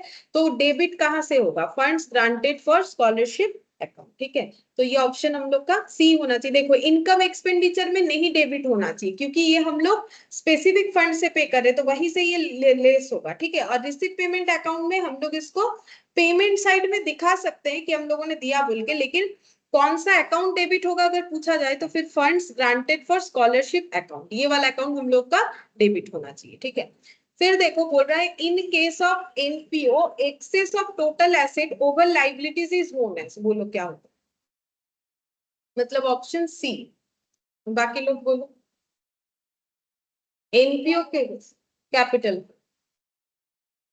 सही है। देखो एनपीओ में सीधा बात है, इधर क्या होता है लाइबिलिटी, इधर क्या होता है एसेट, ठीक है। इधर मान लो हो रहा है 110 टोटल, ठीक है, और इधर बोल रहा है NPO excess of total asset over, यहाँ टोटल लाइबिलिटी नहीं बोला है, लैंग्वेज क्या रखा है, लाइबिलिटी, लाइबिलिटी मतलब करेंट लाइबिलिटी और नॉन करेंट लाइबिलिटी, मतलब एक्चुअली कैपिटल लाइबिलिटी साइड में क्या क्या होता है पता है, एक होता है कैपिटल, ठीक है, यहाँ पर कैपिटल फंड, फिर होता है नॉन करेंट लाइबिलिटी, और क्या होता है करेंट लाइबिलिटी, ठीक है। अब मुझे बोला है लाइबिलिटीज मतलब ये, ठीक है, तो तुम लोग बोलोगे कि कैपिटल फंड लाइबिलिटी नहीं है, नहीं वो भी लाइबिलिटी ही होता है, लेकिन ये प्योर लाइबिलिटीज है, ठीक है।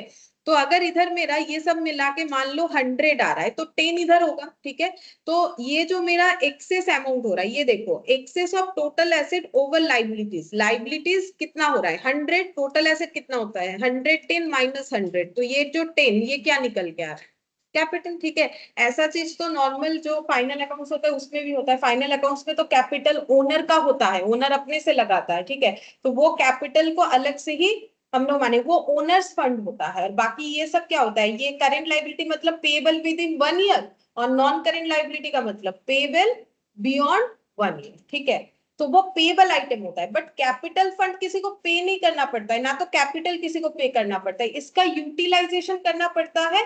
और इसका एक मतलब कंडीशन है कि इसे मुझे बिजनेस में, जैसे मान लो अगर नॉर्मल जो फाइनल अकाउंट्स हम लोग करते हैं, मतलब एनपीओ जो लोग नहीं है वो अपना कैपिटल को यूज करके उसमें क्या जनरेट करेंगे, प्रॉफिट, ठीक है, तो वो उसका क्या हो जाता है, फिर लाइबिलिटी होता है, ठीक है, तो ये वाला भी लाइबिलिटी है, लेकिन ये ओनर्स वाला होता है, ठीक है, तो इसीलिए इसको हम लोग क्या बोलेंगे, कैपिटल फंड बोलेंगे। अच्छा, फिर थर्ड नंबर देखो, general donation and legacies are credited to, ठीक है, अभी लीगेसी तो वहां पर हम लोगों ने पढ़ा ना, लीगेसी क्या होता है, जब कोई डिजीज पर्सन अपना विल लिख के जाता है कि भाई मेरा पैसा इसे एनपीओ को दे दिया जाए, ठीक है, तो वो लीगेसी होता है। जनरल डोनेशन और लीगेसी ये कहां पर क्रेडिट होगा, क्रेडिट कहां पर होगा बोल रहा है, रिसिप्ट पेमेंट, इनकम और कैपिटल पर, बोलो, सोच के बताओ, सोचो, टाइम सही बताओ।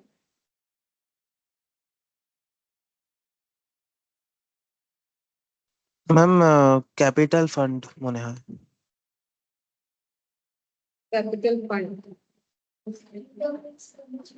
इनकम एक्सपेंडिचर, मतलब मुझे दो आंसर आ रहा है, बी और सी।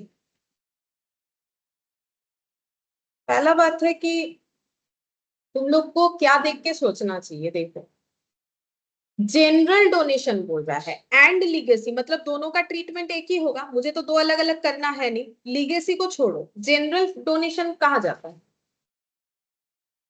कहाँ जाएगा बोलो, इनकम एक्सपेंडिचर में, ठीक, क्रेडिट बोला है, रिसिप्ट पेमेंट अकाउंट में जब लिखते हो, एक चीज देखो, रिसिप्ट पेमेंट अकाउंट में भी ये लिख सकते हो, ऐसा नहीं कि नहीं लिख सकते हो, तो उसमें कहाँ लिखोगे, to general donation and legacy, तो ये डेबिट हुआ कि क्रेडिट हुआ, ये तो डेबिट हो गया, मुझे क्या पूछा है, क्रेडिट, लिख तो दोनों में ही सकते हैं, कैपिटल फंड में कभी नहीं हो सकता है, क्योंकि ये फंड कैसे होगा, ये स्पेसिफिक थोड़ी ना, ये तो जनरल डोनेशन है, और रिसिप्ट पेमेंट, सॉरी, और एक क्या बोलते हैं उसे, इनकम एक्सपेंडिचर, इनकम एक्सपेंडिचर में लिख सकते हो, किधर लिखोगे, बाई साइड में, जनरल डोनेशन एंड लीगेसी, तो ये हुआ ना क्रेडिट, तो मुझे तो क्रेडिट पूछा है, तो तुम लोग का आंसर ए या बी, ये कंफ्यूजन हो सकता है, बट सी तो कभी नहीं होना चाहिए, देखो ए या बी में कंफ्यूजन कर सकते हो, लेकिन कंफ्यूजन खत्म करना चाहिए देख के ना, क्रेडिट बोला है कि डेबिट, क्योंकि ये तो रिसिप्ट पेमेंट में भी आ सकता है, ये इनकम एक्सपेंडिचर में भी आएगा, इसमें कोई प्रॉब्लम नहीं है, लेकिन कैपिटल फंड में कभी नहीं आएगा, बिकॉज ये जनरल डोनेशन है, फंड वही होता है, कैपिटल फंड का मतलब तो दूसरा ही चीज हो गया ना, वो तो कैपिटल हो गया, ये तो मुझे कोई स्पेसिफिक फंड बोलता तो भी ठीक है, ये तो कैपिटल फंड बोला है, कैपिटल फंड थोड़ी ना ये अमाउंट होता है, ठीक है, तो ये हम लोग का कहां पर आना चाहिए, फिर बोलो, इनकम एंड एक्सपेंडिचर, ठीक है। अच्छा, अब फोर्थ नंबर,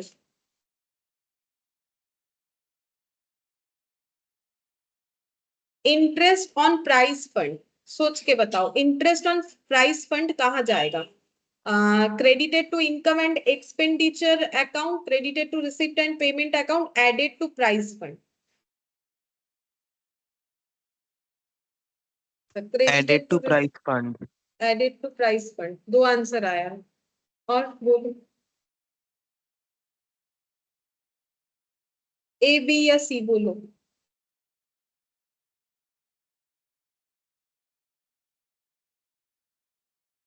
अभी जो मैथ्स वाला मैंने बोला ना, देखो मैथ्स वाला exam, added to price fund, अभी तो दिखाया ना, अगर प्राइस, अगर सिर्फ इंटरेस्ट बोलता तो कहा जाता, इनकम एक्सपेंडिचर में भी आएगा, और इनकम एक्सपेंडिचर में क्रेडिट होगा, लेकिन रिसिप्ट पेमेंट में डेबिट हो रहा है, ठीक है, तो इसमें तो आएगा नहीं, लेकिन मुझे अगर प्राइस फंड का इंटरेस्ट कब मिलता है बोलो, तो प्राइस फंड से इंटरेस्ट कैसे मिल सकता है, इन्वेस्ट अगर करोगे, प्राइस फंड को अगर कहाँ इन्वेस्ट करोगे, प्राइस फंड बनाया है मतलब क्या, प्राइस का जब भी खर्चा आएगा वो पेमेंट करने के लिए प्राइस का फंड बना रखा है, लेकिन फंड का पैसा तो ऐसे ही नहीं बढ़ेगा, हम लोग चाहे तो फंड का पैसे को कहीं इन्वेस्ट कर देंगे कि भाई एक साल के लिए या 6 महीने के लिए इन्वेस्ट करते हैं, वहां से इंटरेस्ट आता रहेगा, तो वो इंटरेस्ट आने से कहाँ ऐड होगा, एडेड टू प्राइस फंड, यही तो मैंने फंड वाले अकाउंटिंग में देखो वो सारा पॉइंट लिख पाया हुआ है कि क्या करना है, देखो लाइन बाय लाइन सारा चीज लिख पाया हुआ, क्योंकि ये सबसे एमसीक्यूज पूछता है। फिर बोला है special aids are treated as capital receipt, treated as revenue receipt, फिर बोला है both A and C, actually ये क्वेश्चन थोड़ा सा गलत दिया हुआ है, ठीक है, इसको हम थोड़ा रेक्टिफाई करते हैं, रुको मैंने इसको ठीक किया है, बताते हैं इसमें क्या होना चाहिए, वैसे तुम लोग बोलो तो क्या इसमें तुम लोग को लगता है कोई भी आंसर होगा, फिर हम बताते हैं यहाँ पर क्या थोड़ा सा गलत है, स्पेशल एड्स बोला है, ठीक है, मतलब नॉर्मल नहीं है, स्पेशल टाइप ऑफ हेल्प है, ठीक है। इसको कैपिटल रिसिप्ट बोलोगे, ट्रीटेड एज रेवेन्यू रिसिप्ट बोलोगे, या बोथ ए एंड सी। देखो पहला बात है, ये तो गलत दिख रहा है ना, देखो ये सी है, बोथ ए एंड सी लिखा है, ये चीज तो गलत दिया हुआ है एक्चुअली। यहाँ पर सी पॉइंट में कुछ और आएगा और ये डी पॉइंट ऐसे रहेगा, ठीक है। तो जो भी हो, ये मान लो मेरा डी पॉइंट है, ए बी डी सी हम लिख देते, क्या होगा फिर भी, ये तीनों में से तुम लोग को लगता है कोई भी आंसर हो सकता है या फिर क्या होगा?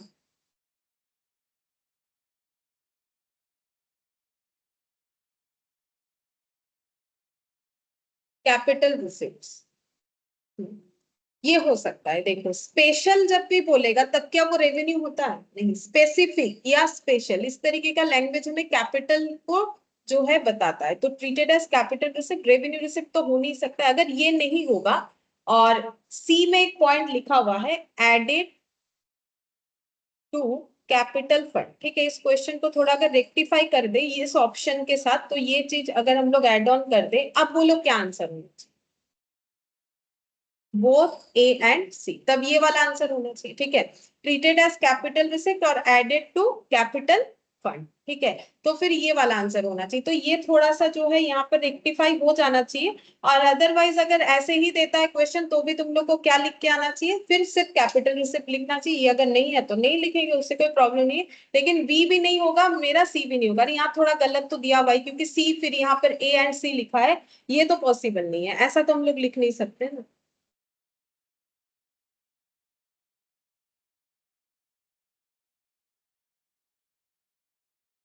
अच्छा, फिर यहाँ पर 6th नंबर देखो क्या बोला है। यहाँ पर बोल रहा है if there exist a specific sports fund, the expenses incurred in relation to sports activities will be taken to income expenditure receipt payment sports fund. बोलो क्या आंसर है? सोच के बोलो कौन सा, ए बी सी? सी, अच्छा। और स्पोर्ट्स बोलो फंड। सी, अच्छा। देखो if there exist a specific sports fund, तो स्पेसिफिक होने से ही हम लोग का क्या हो जाएगा, ये पहले जाना कहाँ चाहिए बोलो? बैलेंस शीट, ठीक है। द एक्सपेंसेस, अब इसके रिलेटेड एक्सपेंसेस हो रहे हैं, ठीक है, स्पोर्ट्स एक्टिविटी का। तो फिर ये कहाँ पर लेके जाना चाहिए? स्पोर्ट्स फंड से क्या करेंगे? आंसर तो सही दिया, स्पोर्ट्स फंड डिडक्ट करेंगे, ठीक है। वो एक्सपेंडिचर बोल के ना तो यहाँ दिखाना है और ना तो हमें रिसिप्ट पेमेंट अकाउंट में दिखाना है। हमें क्या करना है, वो फंड के पैसे को कम करके दिखाना है जितना एक्सपेंसेस होगा। और अगर एक जितना फंड है उससे ज्यादा एक्सपेंस हो गया, तो फिर जो कम हो जा रहा है उतना अमाउंट, मतलब जितना फंड एफर्ट नहीं कर पा रहा है, फंड में 10,000 है, हमारा 12,000 का खर्चा हो गया, तो 2,000 कहाँ पर लगाएंगे, कहाँ से दिखाएंगे?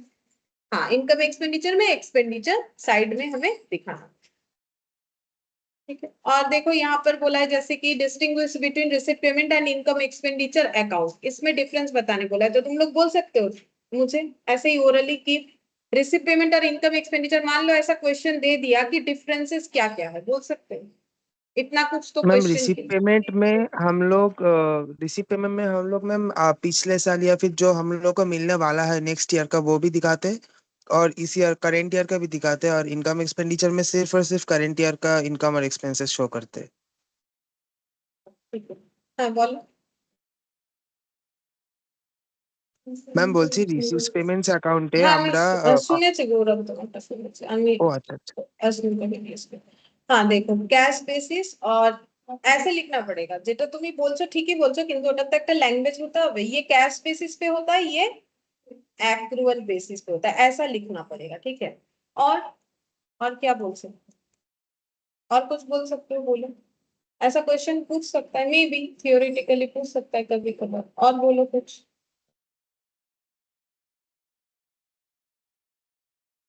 मैम रिसिप्ट्स और पेमेंट्स में बैलेंस निकलता है, और मतलब to balance sheet by balance भी ऐसा निकलता है, और इनकम एक्सपेंडिचर में सरप्लस या तो डेफिसिट निकलता है। अच्छा ठीक है, सुन लो। हाँ बोलो।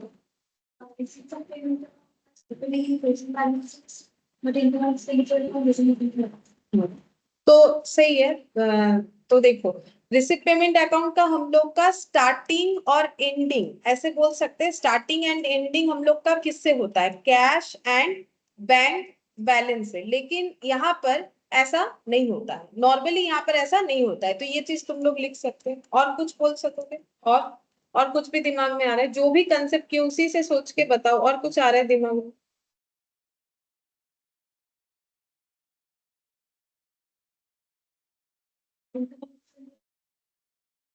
हाँ, मतलब हम लोग बोलेंगे कि यहाँ पर हम लोग रेवेन्यू और कैपिटल दोनों तरीके का रिसिप्ट और एक्सपेंसेस दिखाते हैं, बट यहाँ पर कैसे दिखाते हैं? सिर्फ और सिर्फ रेवेन्यू नेचर का दिखाते हैं। ये सब बेसिस पे ही तो हम लोग क्लासिफाई कर रहे हैं, तो ये कुछ बेसिस तो देखो हमें याद रखना ही पड़ेगा, और ये याद रहेगा तो तुम लोग को अलग से जो है डिफरेंसेस याद करने का जरूरत भी नहीं होगा। ठीक है, अच्छा।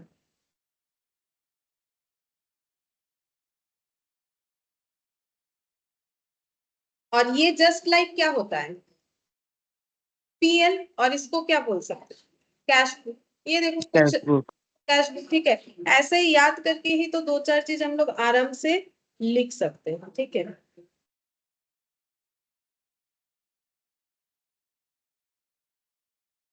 है, और कुछ इम्पोर्टेंट देख लेते हैं।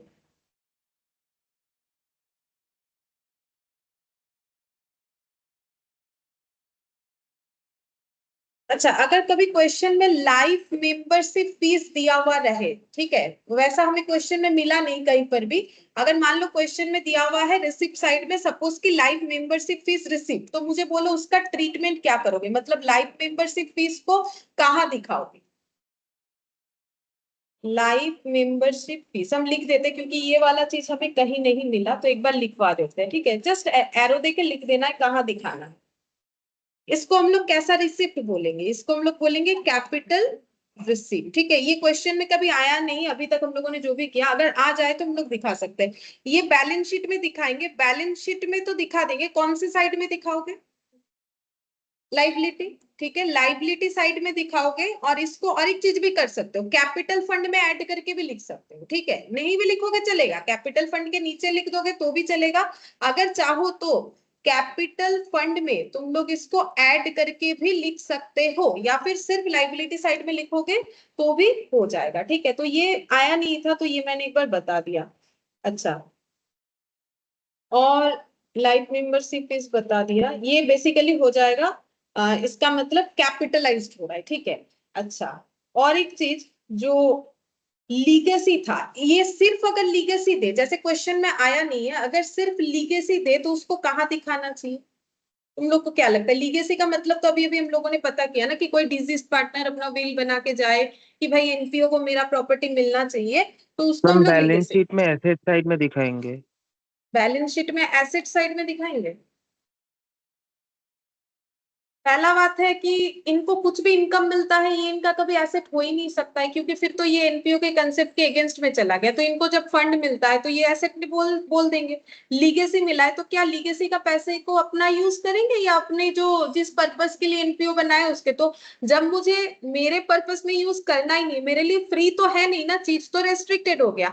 मतलब दूसरे का पैसा मैंने जो प्रॉमिस किया है कि मतलब सोसाइटी को कि हम इस काम पे लगाएंगे तो उसी काम पे लगाना है, तो लीगेसी का पैसा कहाँ जाना चाहिए? बैलेंस शीट में जाएगा, ये बात सही है, लेकिन कहाँ जाएगा? Liability side. ठीक है, लाइबिलिटी साइड में जाएगा, एसेट साइड में नहीं जाएगा, लाइबिलिटी साइड में जाएगा। ठीक है, ये एसेट नहीं है हम लोगों के लिए। कोई भी डोनेशन स्पेसिफिक वाला, ठीक है, स्पेसिफिक डोनेशन, स्पेशल एड्स, ठीक है, स्पेसिफिक फंड, ये सभी हम लोग के लिए क्या है? लाइबिलिटी है। तो लीगेसी भी हम लोग के लिए क्या हो जाएगा? लाइबिलिटी हो जाएगा। और इसको भी चाहो तो कैपिटल फंड में ऐड कर सकते हो। ठीक है, अगर क्वेश्चन में आ गया, देखो आया नहीं था लेकिन आ ही सकता है, ऐसा बात थोड़ी ना है कि नहीं आएगा, नहीं था तो कैपिटल फंड में इसको चाहो तो ऐड करके लिख सकते हो। ठीक है, और एक चीज होता है एंडाउमेंट फंड डोनेशन।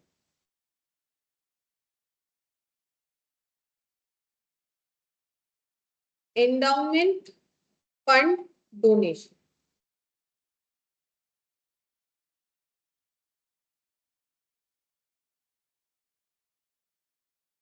ये कैसा डोनेशन है बोल सकते हो?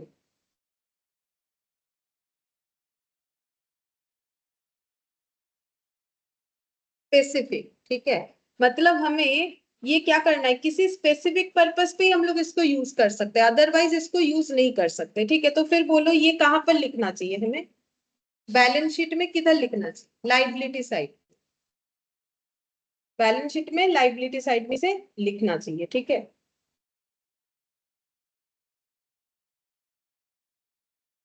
और अगर इससे रिलेटेड कोई भी एक्सपेंस होगा तो क्या करेंगे, पर्टिकुलर फंड से माइनस करके दिखाएंगे, any expenses deducted from the respective donation, deducted from the respective donation. ठीक है, कोई भी इससे एक्सपेंसेस होता है, ये देखो वो सेम कंसेप्ट हर एक चीज में रहेगा। मेरे पास अगर किसी चीज का फंड है, मेरा एक्सपेंस हो रहा है, तो वो फंड से ही पे करेंगे, और फंड से पे करेंगे तो फंड को ही कम करके दिखाएंगे। फंड का इन्वेस्टमेंट करती है, उसका पैसा आ रहा है इंटरेस्ट का, तो वो फंड में ऐड होगा, कभी भी वो हम लोग को कहाँ नहीं दिखाना है, इनकम एक्सपेंडिचर में नहीं दिखाना है। ठीक है, अच्छा, ऑनरेरियम तो हम लोगों ने किया क्वेश्चन में, ऑनरेरियम को कहाँ दिखाते हैं हम लोग, इनकम एक्सपेंडिचर में दिखाते। ठीक है, अच्छा, और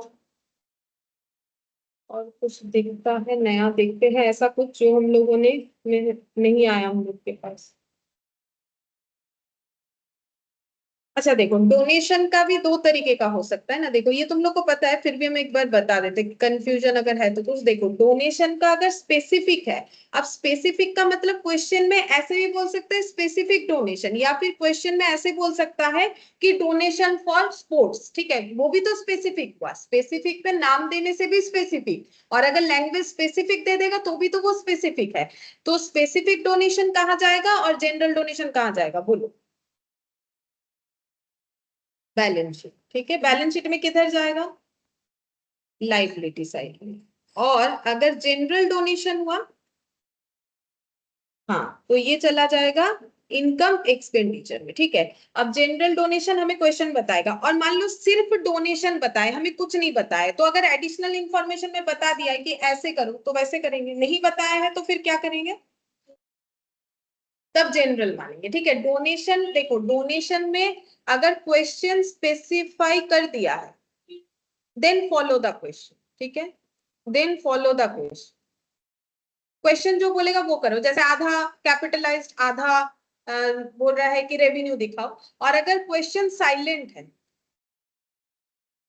ठीक है, और सिर्फ डोनेशन ये लैंग्वेज दिया है, अगर स्पेसिफिक की जनरल बोलेगा तब तो पता ही है क्या करना है, अगर सिर्फ डोनेशन बोला है और साइलेंट है क्वेश्चन, तब हम लोग इसको कहाँ दिखा देंगे, इनकम एक्सपेंडिचर में। और चाहो तो एक नोट लगा देना कि मैंने इसको इनकम एक्सपेंडिचर में दिखाया, क्योंकि मैंने इसको जनरल डोनेशन माना है, क्योंकि इसमें हमारे लिए कुछ अलग से दिया नहीं था। ठीक है, तो उस केस में देखो, अगर कोई उसको ले जाके कैपिटल फंड में भी दिखा देता है ना, तो ठीक है, वैसे मतलब कुछ ना नहीं बोला जा सकता, क्योंकि मुझे बताना चाहिए था स्पेसिफिक है कि जनरल। तो नॉर्मली तुम लोग इसको इनकम एक्सपेंडिचर में दिखाना, सिर्फ डोनेशन बोलेगा तो, अदरवाइज तुम लोग को कहाँ दिखाना है, जैसा क्वेश्चन बोलेगा वैसे दिखा देना। ठीक है, बस, और तो मुझे यहाँ कुछ भी नहीं लग रहा है जो हमारा पॉइंट नहीं हुआ।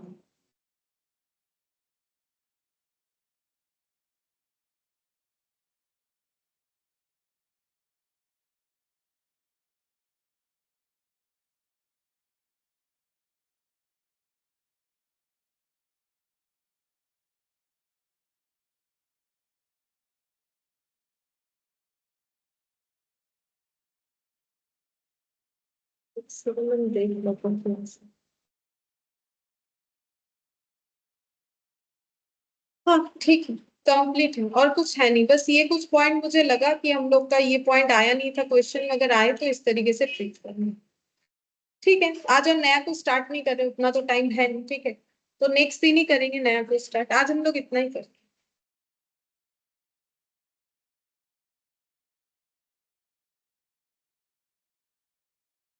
ठीक है।